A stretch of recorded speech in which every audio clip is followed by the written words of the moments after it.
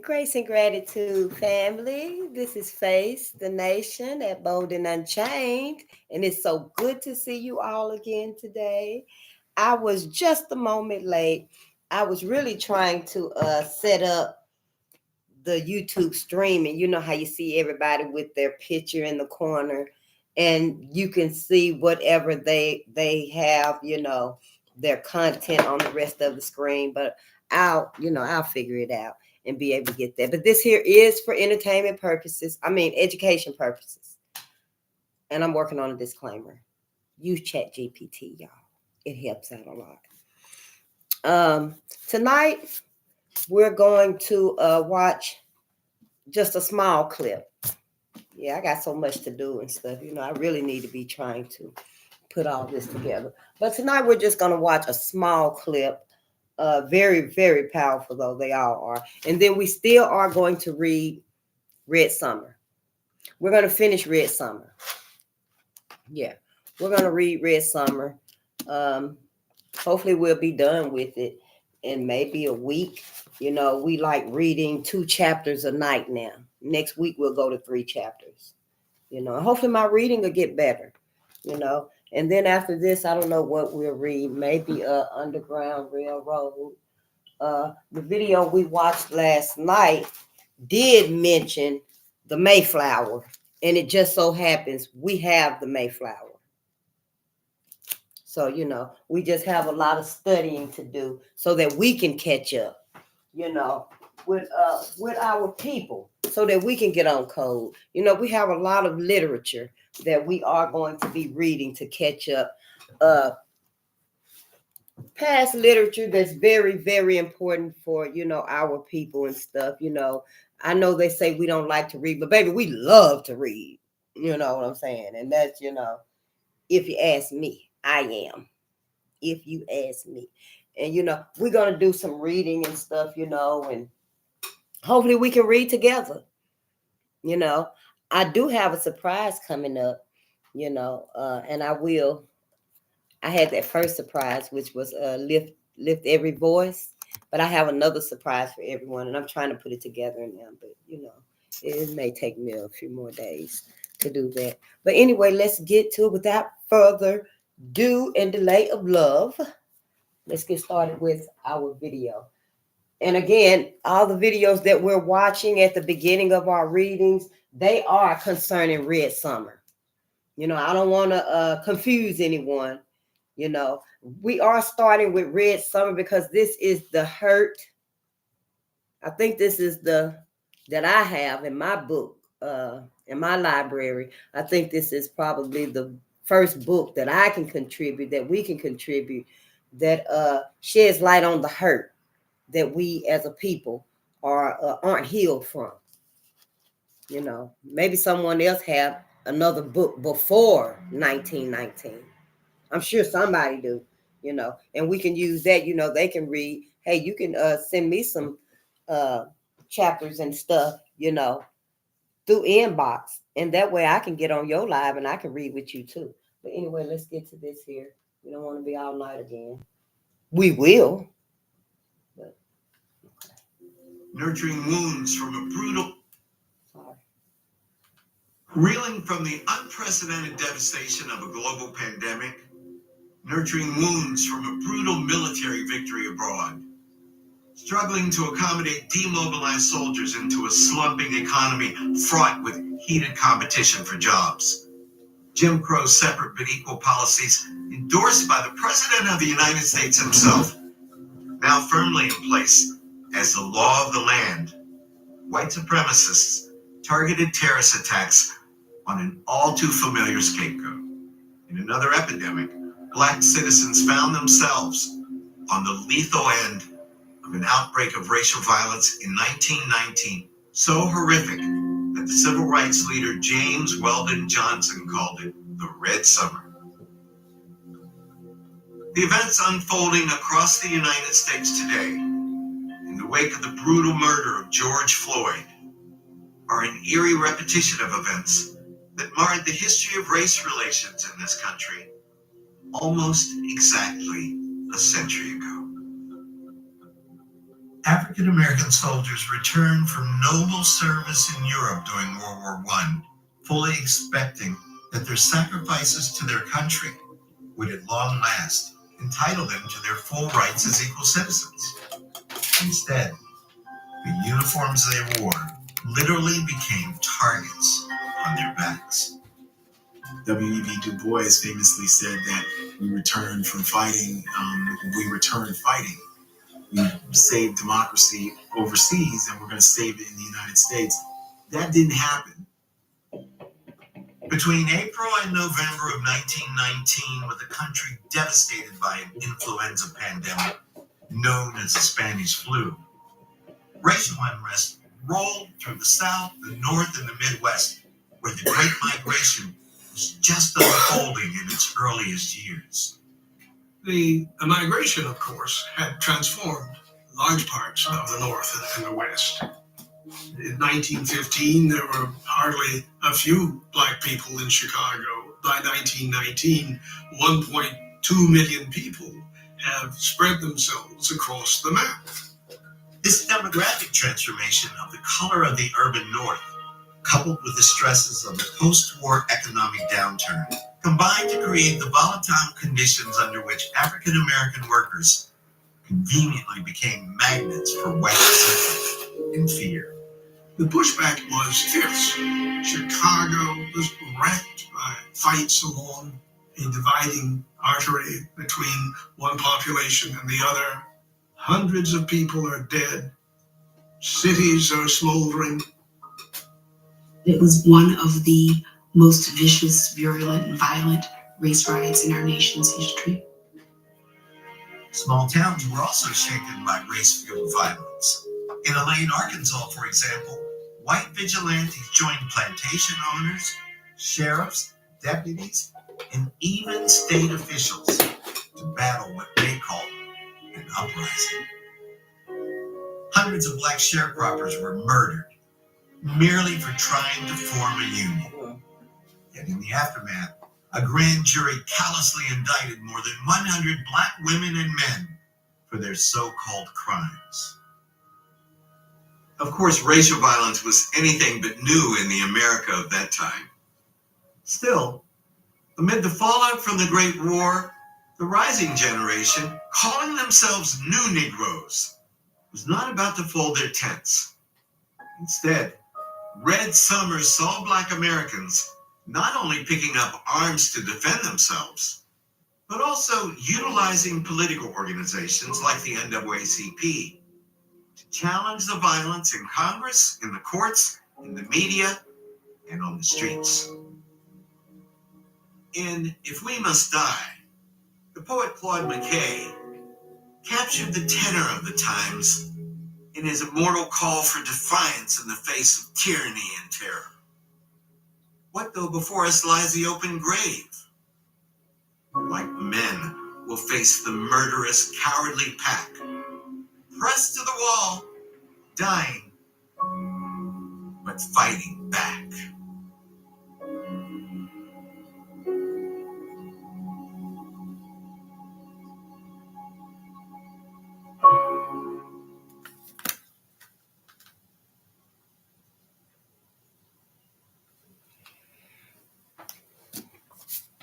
Okay, we're gonna start reading now.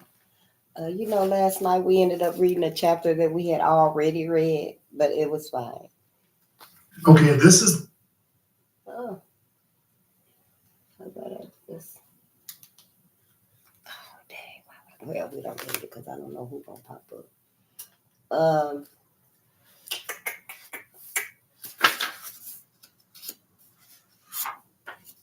Yeah, I think I better turn it back on. Just to have it on, the screen. I should have just left it alone. Chapter 7. Oh, this is 1906 Atlanta Race Massacre. Chapter 7. Oh, again, Red Summer, the summer of 1919 and the awakening of Black America. And this is by Cameron McWhirter. Chapter 7, Bombs and the Decline of the West. Where would you like to find the Negroes of the United States? Supporting law and order or casting their lot with rioters and anarchists?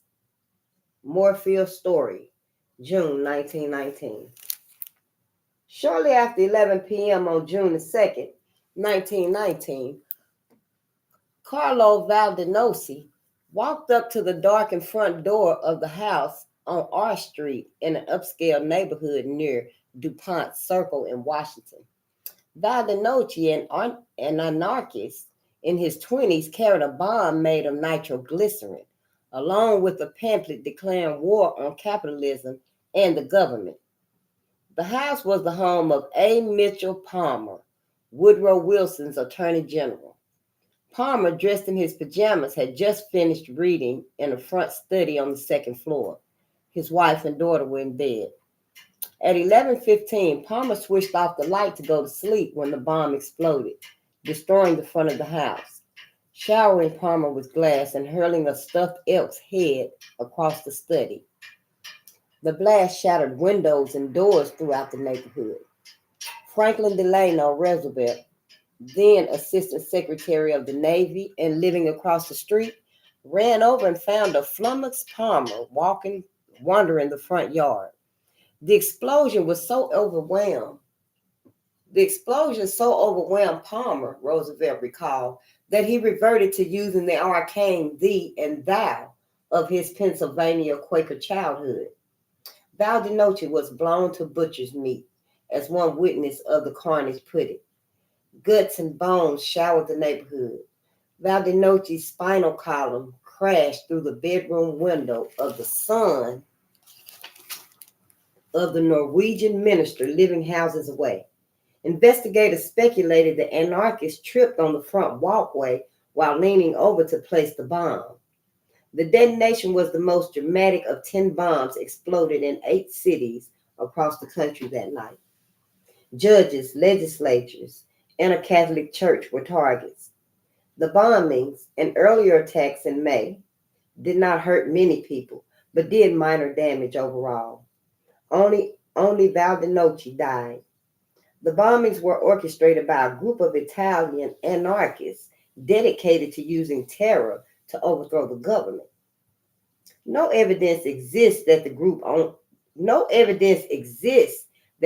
had any black members or cared about segregation, race riots, or lynching, beyond the standard anarchist position that race attacks were part of a broad capitalist conspiracy to divide the working masses. Yet Valdenosi's theatrical obliteration would have a profound impact on federal reaction to racial violence in 1919 and beyond. Palmer and his General Intelligence Division, led by the ambitious young bureaucrat J. Edgar Hoover, saw the June 2nd attacks as apocalyptic signs. Supported wholeheartedly by elected officials, a fearful Palmer made stamping out radicalism an overarching priority, launching a crackdown that would become known as the Red Scare. Palmer and his agents came to believe blacks were susceptible to communists and anarchists because of their subservient status, so they set out to prove that revolutionaries were recruiting blacks. Palmer defined radicalism broadly and would include the legitimate political efforts of black activists. President Wilson was predisposed to such a connection. That March, he remarked to his doctor that the American Negro returning from abroad would be our greatest medium in the conveying Bolshevism to America. Let me read that again. President Wilson was predisposed to such a connection. That March, he remarked to his doctor that the American Negro returning from abroad would be our greatest medium in conveying Bolshevism to America.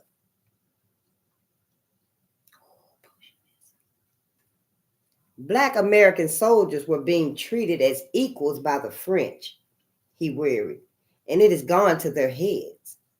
Now, thanks to Palmer and perhaps to the unfortunate Valdenosi, Valdenochi, the phenomena known as the Red Scare and the Red Summer became enmeshed.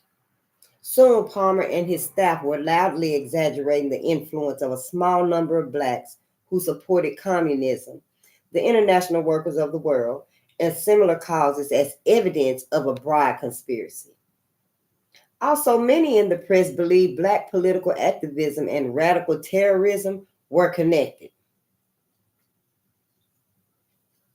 Even leaders of mainstream black people, even leaders of mainstream black groups like the NAACP warned of possible sub, subversive infiltration of black communities if lynching and rioting did not cease. The net effect of all this public chatter was to warp white views towards black political activity, fusing it in many minds with both race riots and radicalism. Palmer and his department played a key role in shaping and legitimizing this notion.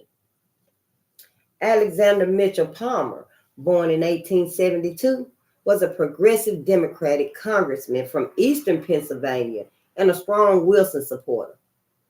The president first offered Palmer the prominent post of Secretary of War, but Palmer declined because of his pacifist Quaker beliefs.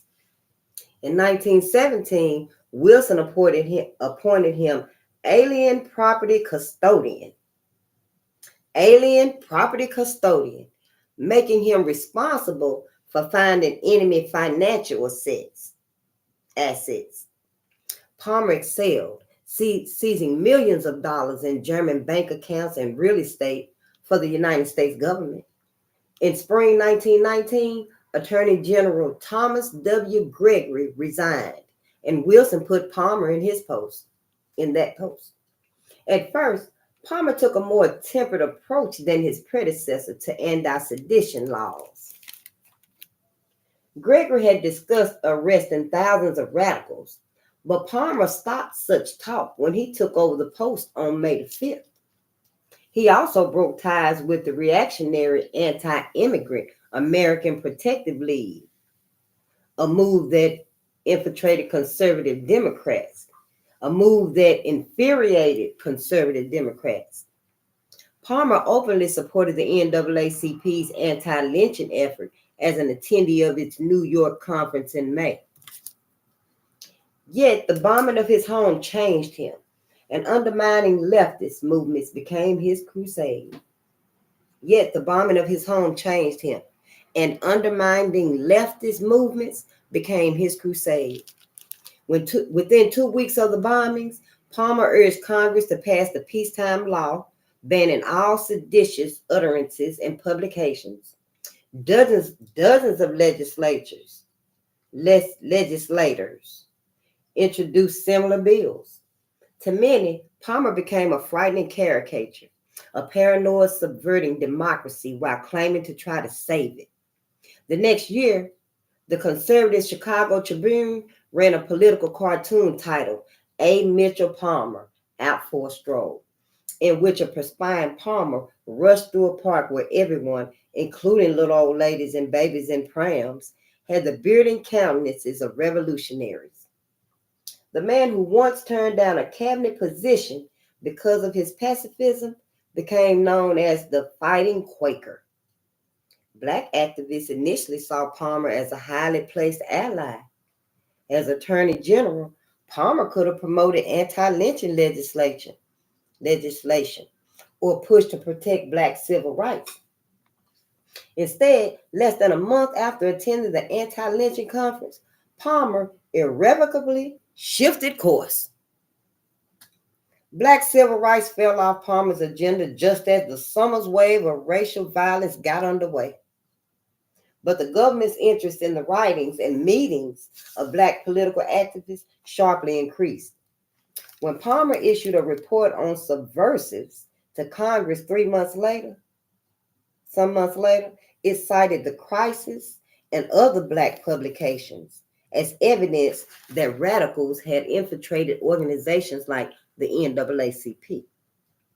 As proof of Black radicalism, the report quoted statements like a June the 28th editorial from The Veteran, a small Black publication that appeared for a few months in 1919.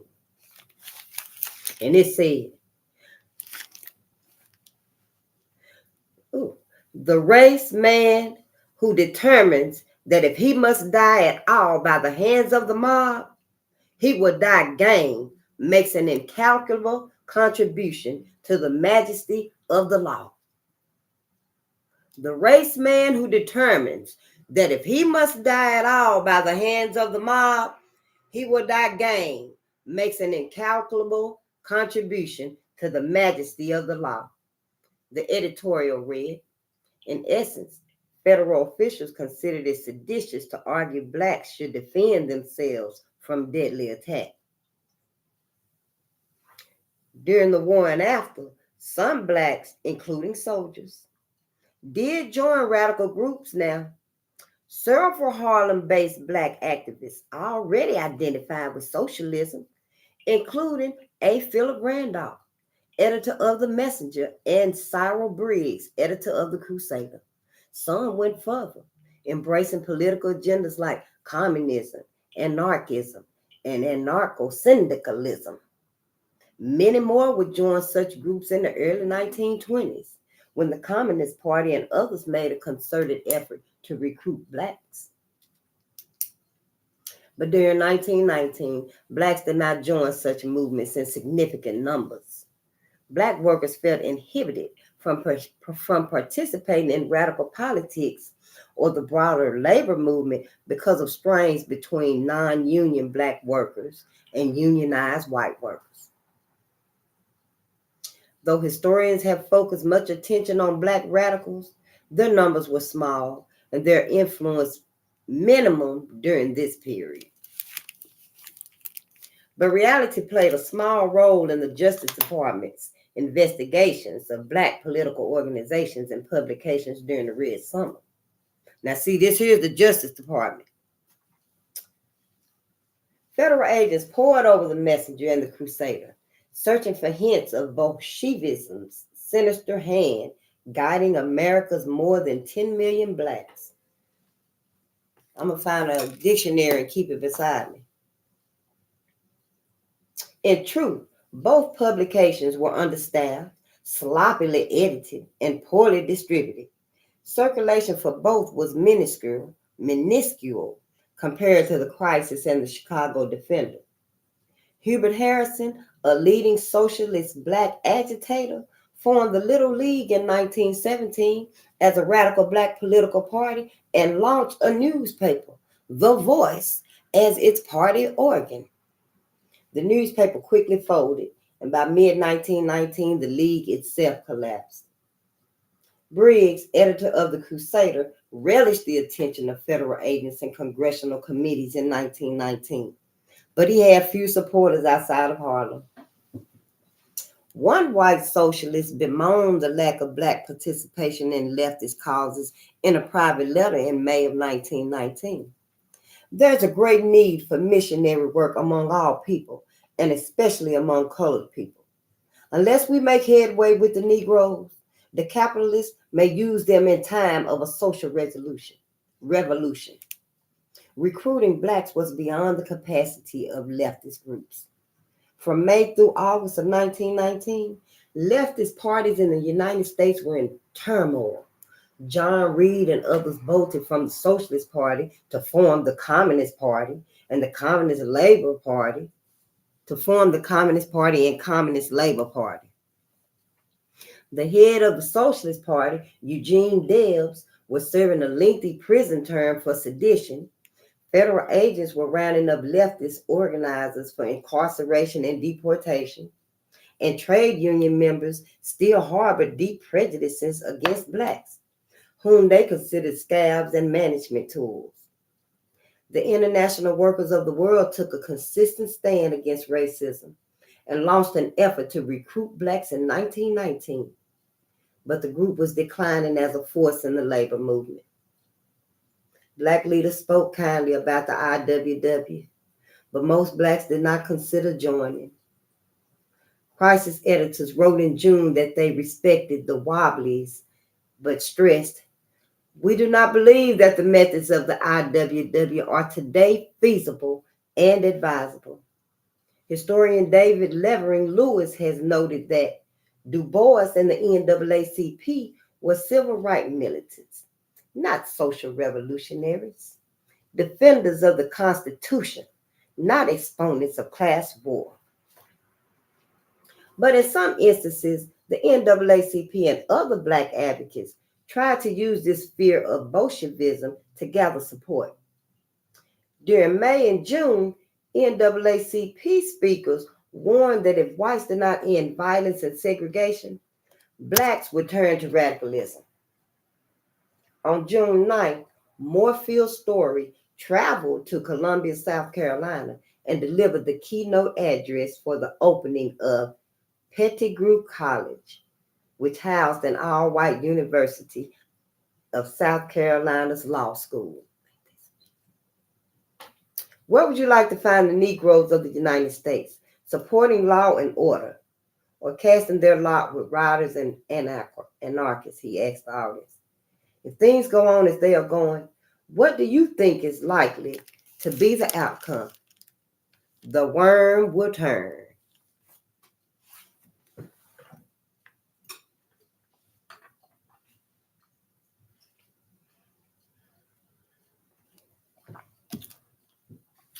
White America already saw Black aspirations to equality as radical.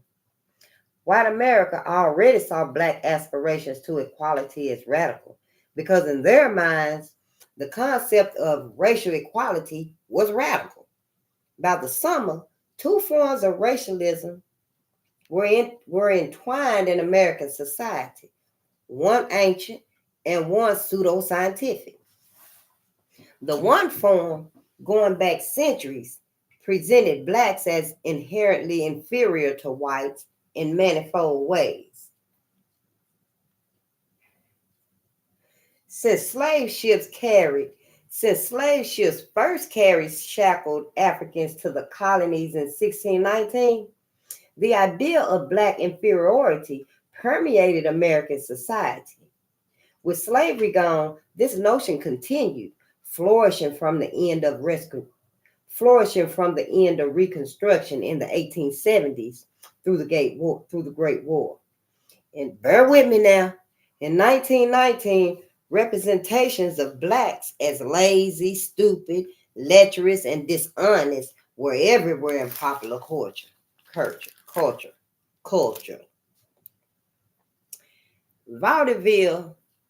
Vaudeville performances included comics in blackface, telling derogatory jokes. Grocery stores advertised Brazil nuts as nigger toes. Upper level seats set aside for Blacks in segregated theaters were called nigger heaven.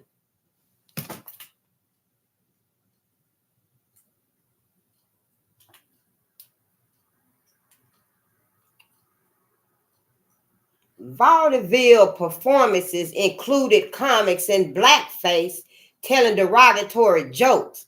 Grocery stores advertised Brazil nuts as nigger toes. Upper level seats set aside for Blacks in segregated theaters were called nigger heaven. Pseudoscientific books asserting proof of Black inferiority and evil were popular. The Negro, A Menace to American Civilization, first published in 1907 by retired Army medical doctor R.W. Shufelt, asserted Blacks had smaller brains and smaller penises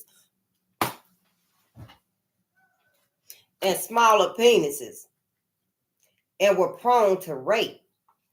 Lynchings, in spite of everything, will continue to occur in the United States of America just so long as there's a Negro left here alive and there's a white woman living for him to assault, Shufelt wrote. He can no more help his instincts than he is responsible for the color of his skin. Shufelt's solution: castrate all Black men. And some of them they did.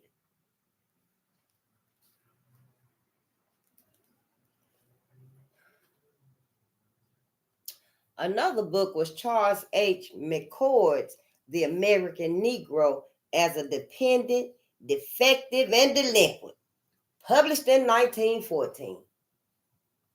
McCord argued that the brain weight of a black person was on average halfway between the brain weight of a white person and a gorilla. That same year, author John Ambrose Price wrote that blacks were inherently a race of sycophants, and the United States should remain strictly a white man's government. During the first years of the 20th century, white historians cast race relations under slavery as wholesome, with white masters as paternal guides to childlike blacks. An example was British journalist Cecil Chesterton's A History of the United States, published in 1919. There can be little doubt that under slavery, the relations of the two races were for the most part kindly and free from rancor, that the master was generally humane and the slave faithful, wrote Chesterton, brother of famed prolific author G.K. Chesterton. Almost 50 years after passage of the 15th Amendment, guaranteeing citizens the right to vote regardless of race, creed, or color, Chesterton saw black suffrage as a monstrous anomaly. A monstrous anomaly. So did many American whites. In 1919, David Ward Griffith's three-hour film, Birth of a Nation, was still packing theaters 4 years after its initial release. Oh, white folks ate it up. They loved it. We gonna watch it. NAACP efforts to block showings had limited success, with bans in Chicago and some other cities. Controversy fueled the film's notoriety. You know what I'm trying to say.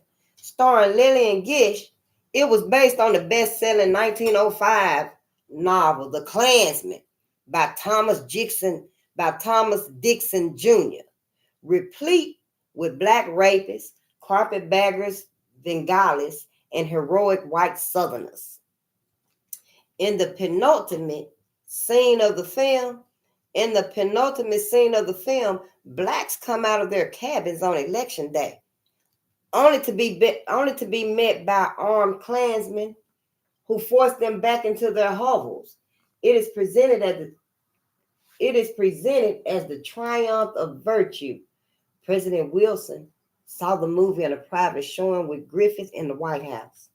He should have liked it. His 2-volume History of the American People, 1902, which extolled the Klan, was quoted in the film. Despite racial stigmas, some blacks advanced in business, education, and other areas. But such attempts often were met with scorn and violence. W.B. Du Bois described this old brand of racism in Dark Water, a book of essays he completed during the Red Summer. In the book, he described the repetitive aspect of white violence against blacks as the logic of the broken plate, which, seared of old across its pattern, cracks never again, save along the old destruction. Come on, go, get down. What that means is the logic of the broken plate, which, seared of old across its pattern, cracks never again, save along its old destruction. When you break a plate and it just break big and you glue it back together and it dries, and if it perhaps break again, it's going to break along those same cracks. That's what I think, anyway. 2 parallel efforts to establish national monuments in 1919 cast in stark relief the contrast between black aspirations to equality and white expectations of black subservience. Black uplift groups such as the New Jersey Federation of Colored Women's Clubs worked to raise money for a statue in Washington to commemorate Black Great War veterans. At the same time, white Southerners pressed their plan to build a monument in Washington to Black female slaves. In June, the United Daughters of the Confederacy Convention in Knoxville supported the idea to honor ourselves and our Black mammies. Neither statue was ever built. Ooh, wee, honey. Mm-mm-mm. Two parallel efforts to establish national monuments in 1919 cast in stark relief the contrast between Black aspirations to equality over here. And over here, you got white expectations of Black subservience. Black uplift groups such as the New Jersey Federation of Colored Women's Clubs work to raise money for a statue. They working to make money for a statue in Washington to commemorate Black Great War veterans. And at the same time, white Southerners over here, they done pressed their plan to build a monument in Washington to Black female slaves. So you got these two great masterpiece statues in the making. And in June, the United Daughters of the Confederacy Convention in Knoxville supported the idea and thought it was a lovely idea to honor ourselves and our Black mammies. And neither statue was never built. Oh, I had to go back to that one. Woo.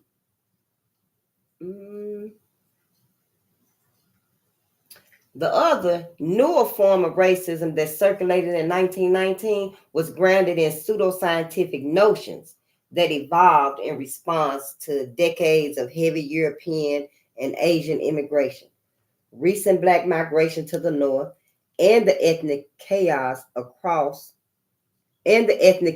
caused across the globe by the war. Yeah, you got the focus to read. I'm for real. Woo. This racism was based on the belief that world history was an evolutionary struggle for domination by distinct racial groups. Though it had evolved over years, its influence reached the zenith in 1919. For generations, white culture dominated and ordered the world. But now, lesser races threatened that rule, outnumbering whites and mixing with whites to weaken their bloodlines. Given a scientific underpinning by intellectuals, the theory meddled with the older anti-Black bigotry, infusing it with an urgency that made both white and Blacks anxious and unsettled. Whites, the logic went, had to act to save themselves in civilization. But white was not easily defined. Many today who would be considered white were cast into stratified ethnic categories. Far from Theodore Roosevelt's melting pot, the United States in 1919 was a cauldron of competing ethnic and racial groups. Most groups wanted to be white or as close to it as possible. Fair-skinned whites, people from Northern Europe, looked down on whites with darker skin from Southern Europe and elsewhere. Blacks were not easily defined either. Millions of Blacks were a mixed race. States passed legislation to try to set firm legal standards for who was Black and who was not. Yet untold numbers passed for white. Lighter-skinned Blacks often looked down on darker-skinned Blacks. In 1918, white sociologist Edward Byron Reuter published his influential The Mulatto in the United States, including a study of the role of mixed blood races throughout the world. The book derived its arguments from this idea of pigmentation hierarchy. even though Reuter considered himself an advocate of black advancement. So long as the overwhelming majority of the notables of the race are yellow or near white rather than brown or black, the idea of the race will continue to be light rather than dark, he wrote. The upheaval caused by the war threatened the generally accepted hierarchical ladder of pigmentation. The collapse of centuries old European aristocracies, colonial uprisings against European rule, and the rise of non white empires like Japan unnerved self defined whites. Respected intellectuals pushed the social Darwinistic worldview and framed it in scientific jargon. German philosopher Oswald Spengler's work, The Decline of the West, De Untergang des Abendlandes, a treatise of how white European society was collapsing before the rising power of blacks, Asians, and Arabs that translated into English in 1919. That year, the philosopher became famous in Europe, winning a major award. All history, Spengler argued, was a violent contest of races. All history was a violent contest of races, Spengler argued, as he would sum up in his later book, Human History is War History. I wonder why. American proponents of his theories included Madison Grant, chairman of both the New York Sociological Society and the New York Zoological Society. Grant co-founded the American eugenics movement. Whoa. Grant co-founded the American eugenics movement, which advocated selective breeding for human populations. Educated at Yale and Columbia Universities, Grant lectured widely on his view that the white race, which he divided into Nordic, Anglo-Saxon, and Teutonic groups, rightfully ruled the world, but bastard races undermined its authority. In 1916, Grant's The Passing of the Great Race sold well, going through multiple editions. Grant wrote of race relations in declarative sentences, dusted with the patina of scientific certitude. Negroes have demonstrated throughout recorded time that they are a stationary species and that they do not possess the potentiality of progress or initiative from within. Grant wrote, progress from self-impulse must not be confounded with mimicry or with progress imposed from without by social pressure or by the slaver's lash. Read that one more time. Negroes have demonstrated throughout recorded time that they are a stationary species and that they do not possess the potentiality of progress. They do not possess the potentiality of progress or initiative from within. Woo-wee! Oh, yeah. Grant wrote, progress from self-impulse must not be confounded with mimicry or with progress imposed from progress by social pressure, like if they coerced to do it, or by the slaver's lash, or if the master got to whoop his ass to do it. Don't look at that like progress, because they didn't come up with it on their own. Grant believed that if blacks lived close to whites, they would eventually cause the downfall of white civilization through race mixing. He argued that blacks had to be kept in a subservient role and denied political rights. Otherwise, race bastards would take over. Grant was not the only intellectual espousing scientific racism. Harvard-educated anthropologist Lothrop Stoddard spent much of his 1919 writing what became the best-selling The Rising Tide of Color Against White World Supremacy. Published in 1920, the book was a clarion call for whites to save themselves from servile races. Democratic ideals among a homogeneous population of Nordic blood, as in England or America, is one thing, but it is quite another for the white man to share his blood with or entrust his ideas to brown, yellow, black, or red men, Stoddard wrote. His motherfucking ass. This is suicide, pure and simple. And the first victim of this amazing folly will be the white man himself.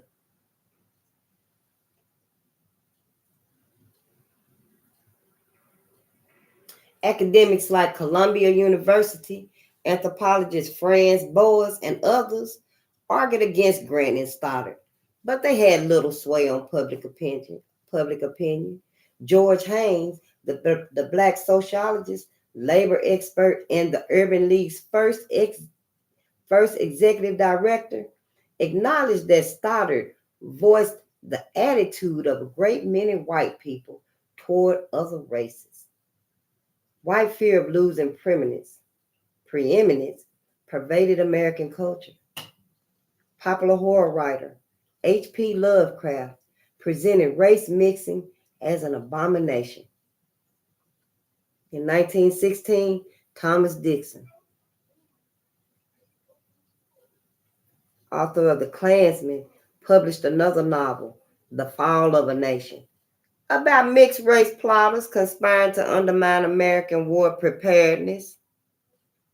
One of the chief villains was Professor Plato Barker, a malignant caricature of intellectuals like Du Bois.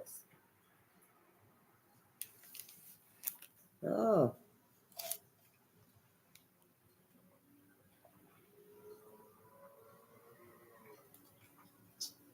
Let's see here. It says common people also adopted this racial worldview. As he hitchhiked the South in the early 1900s, poet Vachel Lindsay stopped at a railroad depot to chat with a man who summarized his paranoid opinion. Why, the mixing that is going on is something scandalous, the man told the poet. I had a nigger working for me once that was half Spaniard and half Indian. There are just a few white people and more mulattoes every day. The white people ought to keep their blood pure.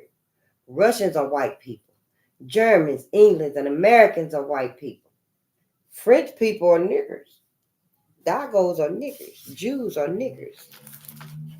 All people are niggers, but just these four. Let me go back. All people are niggers, but just these four.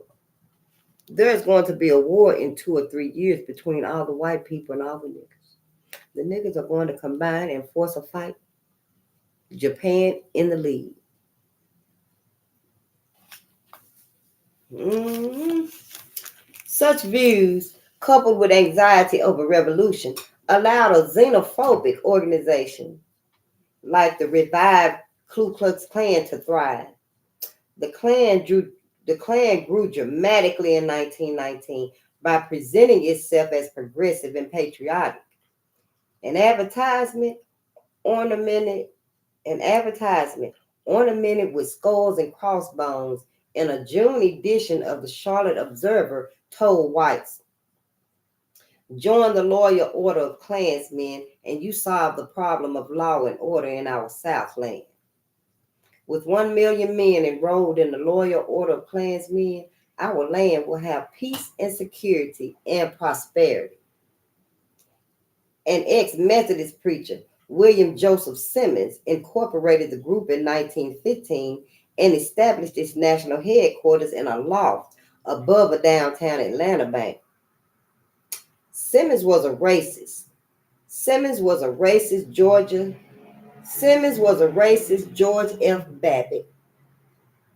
Oh, Babbitt, is that the same name of the lady that was in the killed in the January the 6th thing?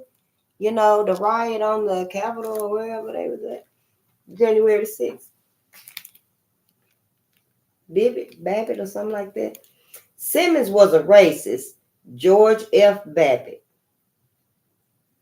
a club joiner haunted by delusions of greatness and obsessed with the belief that blacks and immigrants imperiled the United States, a nation divinely ordained to be ruled by white Anglo-Saxons. Atlantans knew Simmons as a pious, prissy-walking big man. Large badges and charms were heavy upon him, and he carried this burden joyously. Simmons devoted his life to the KKK, which he described as my child.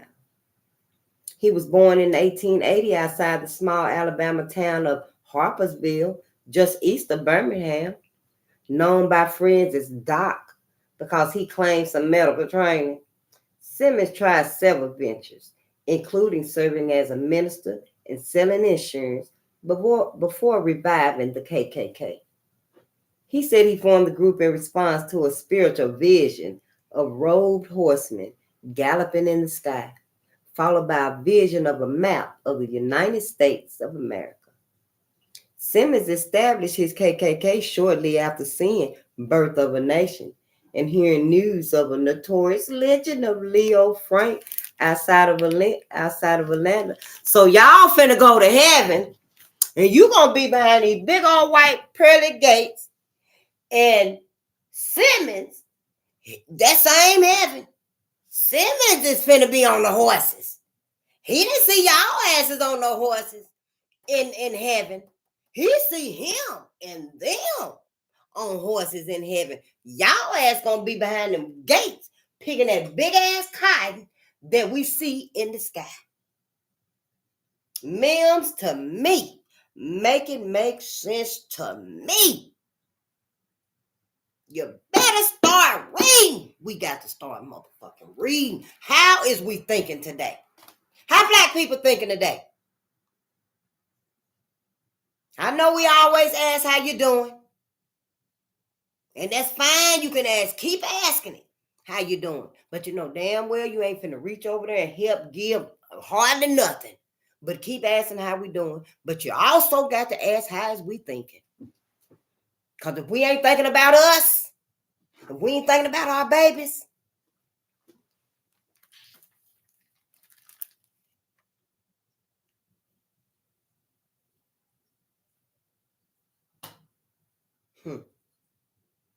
ooh-wee. Oh, my ancestors.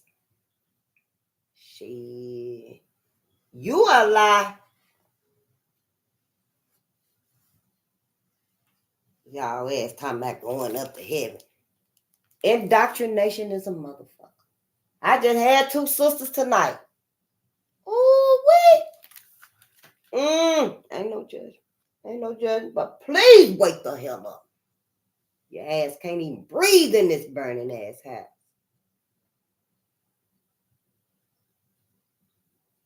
Oh, look at here. Whoa. Man, I'm telling you, I got to find that part again about why he started the KKK. Now, let's read about Doc one more time. All right? Yep. He was born in 1880 outside the small Alabama town of Harpersville, just east of Birmingham, Alabama. Known by his friends as Doc because he claimed some medical training. Simmons tried several ventures, including serving as a minister and selling insurance before reviving the KKK. His ass just had to be evil, had to get that evilness out.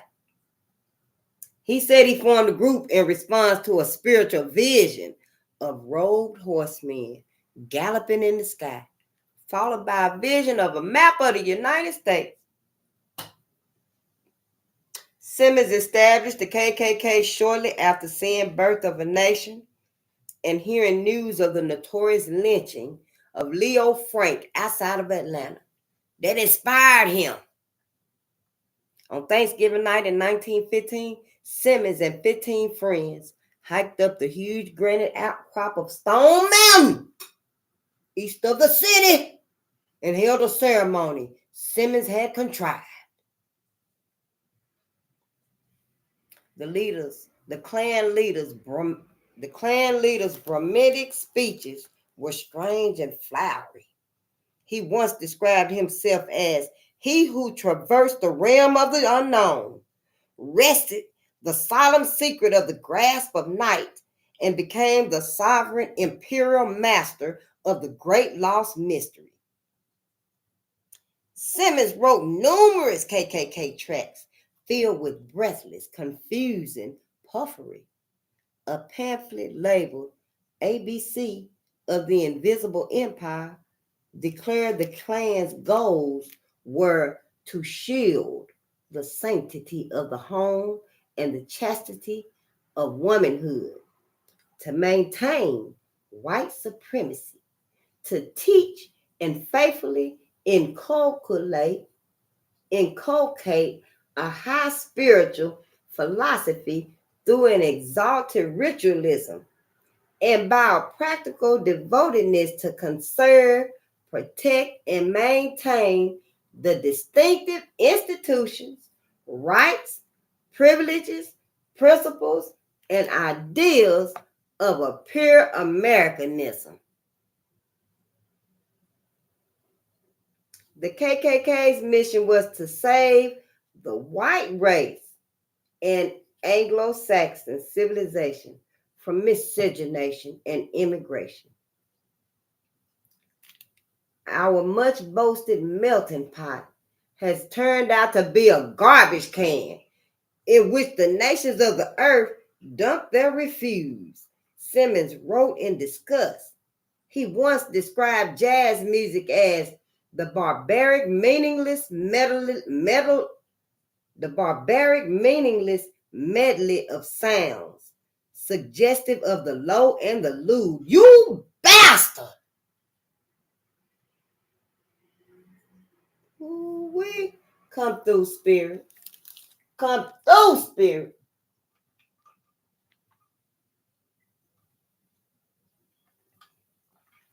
However, when I was over here at this other paragraph, every damn thing he said he done took. Check this out. He described himself as he who traversed the realm of the unknown, wrested the solemn secret from the grasp of night, and became the sovereign imperial master of the great lost mystery. That's what he said about himself. Just pure demonic. Let's get through this book. The secretive rituals and clownish titles invited mockery. The Klan's rule book was called the Kloran. The Kloran. Kloran. Kloran. Kloran. A few years after 1919, a white Alabamian whose grandfather was a local leader in the original Klan told a visitor, "This club you've got here hasn't got as much relation to it as the Boy Scouts."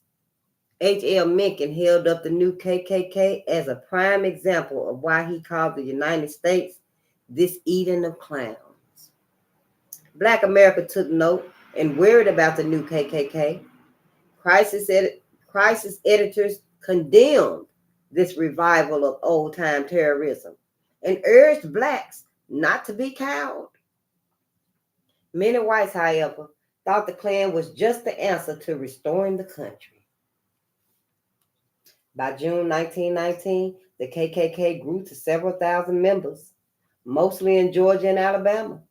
Many more were just starting to hear about the group, which under Simmons' direction developed a middle-class respectability. It presented itself as a white answer to the swirling chaos of racial discord and labor unrest. Though founded in the Deep South and steeped in the symbolism of ex-Confederate vigilantism, vigilantism, vigilantism, the new Klan modeled itself as a civic club for Anglo-Saxon super patriots, the defender of Americanism and the conservative Christian ideals. The white riots and reports of black resistance were boons to recruitment. The organization that claimed a few thousand members in early 1919 had tens of thousands by the year's end and more than 1 million by the early 1920s.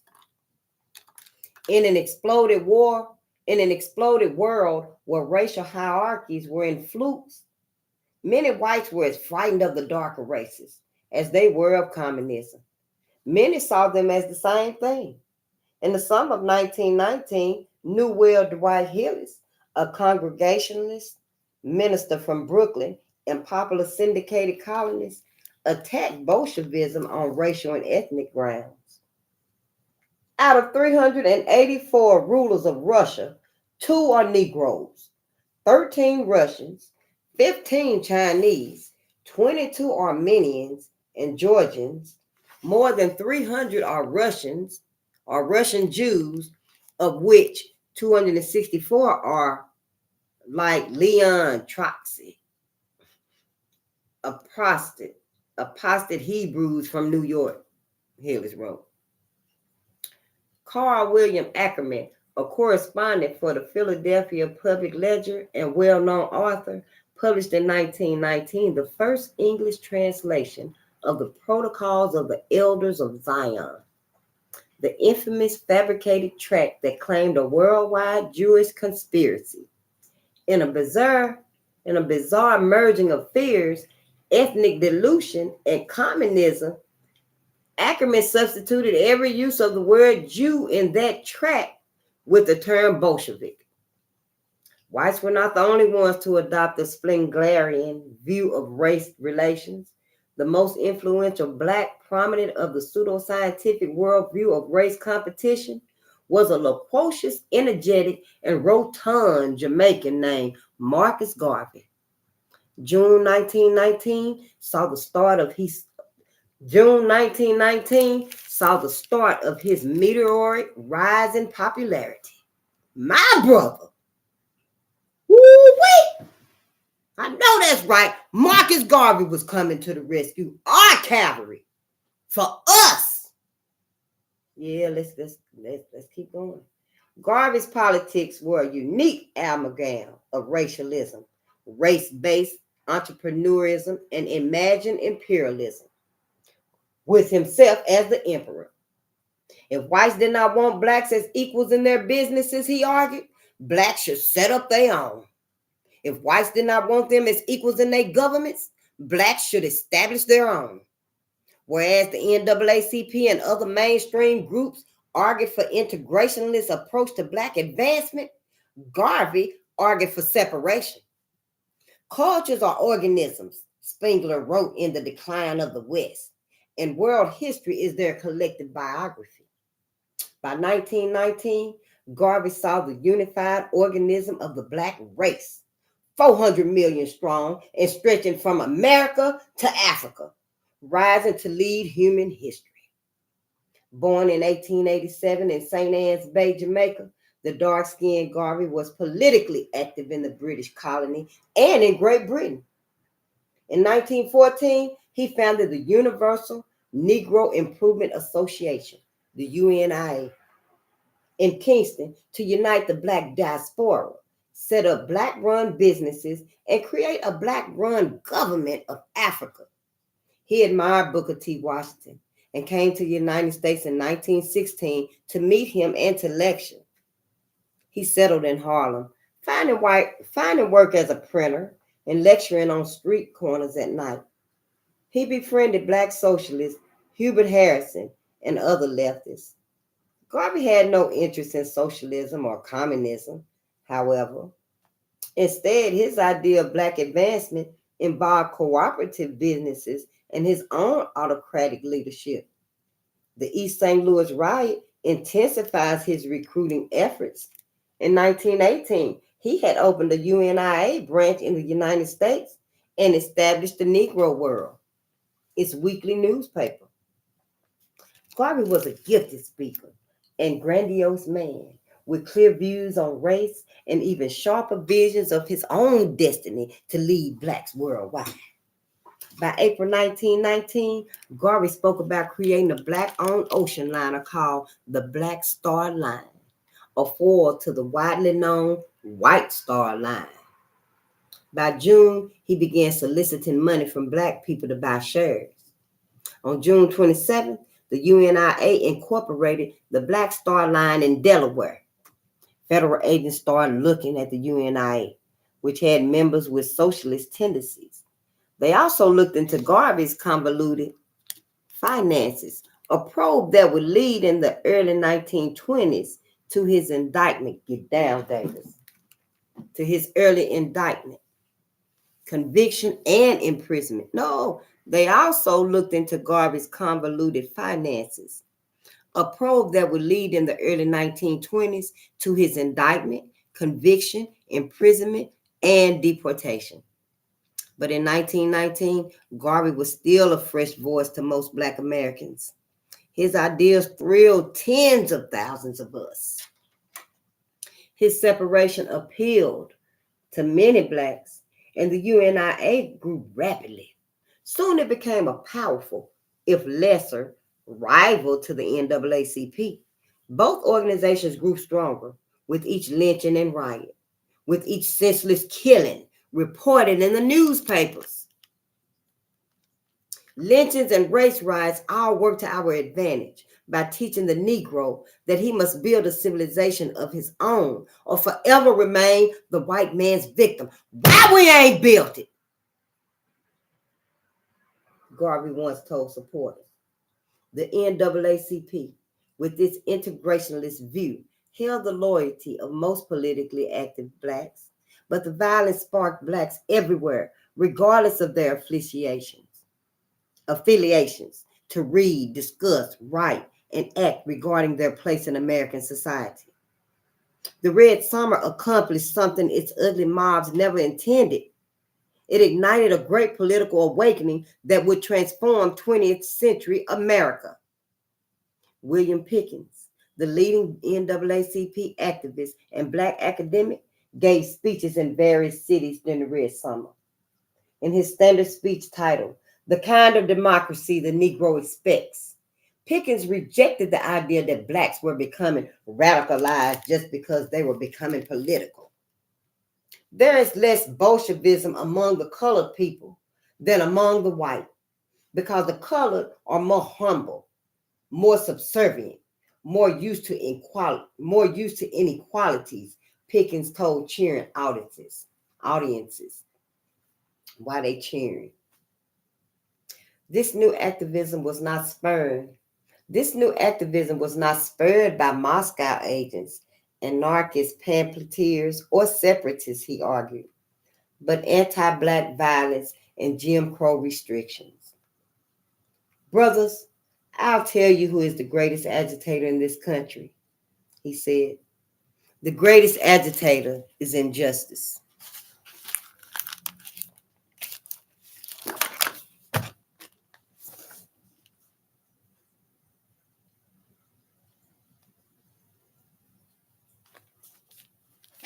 We're going to take us a little break here because we're going to keep going. Yeah, we're going to keep going. You want to leave, get on out of here. Yeah, I'm going to get these 4,000 hours. Yeah. I'm just going to find something to put y'all on because I need me a break. Oh, what's this? The Green Book? Oh, let's check that out right fast. Yeah, let me take me a break. Refresh my drink. Not anymore. With Vibe.co, it's as simple as creating a social media post. Don't be scared. Do not be scared, honey. Navigating a world where it's outside your neighborhood. Anybody tell you wrong for this right here, honey, you better see what's going on. Now step into the shoes of Victor Hugo Green, a humble mail carrier in Harlem who dreamed of safer journeys for fellow African Americans during these treacherous times. Join us as we discuss the history of the Negro Motorist Green Book. And if you like stories like this, you can find stories like this at warmarkhistory.com. Also, that's what channel you can do so on my coffee, Patreon, in the description below. But without further ado, let's get started. In a land gripped with the iron fist of segregation, simply traveling could be a perilous adventure. In 1936, the United States was a divided country with Jim Crow laws cast a long shadow over the lives of African Americans and turning road trips into I do believe wholeheartedly steeped with fear and uncertainty. Victor Hugo Green, knowledgeable about the countless stories of African Americans being turned away when white-only establishments, envisioned a life-saving guidebook. His ingenuity created the Negro Motorist Green Book, which was a beacon of hope in the form of a little green booklet. John and Mary, our African-American couple, hit the road in a shiny new Ford. The sunset arrived in a small Alabama town, only to face rejection after rejection at every hotel that they approached. Give me a minute, I need a little privacy They here. returned to the Green Book as salvation in these tough times. Within these pages, they found not only addresses, but the promise of safety and respect, a guest house where they could rest without fear. Victor Green's guidebook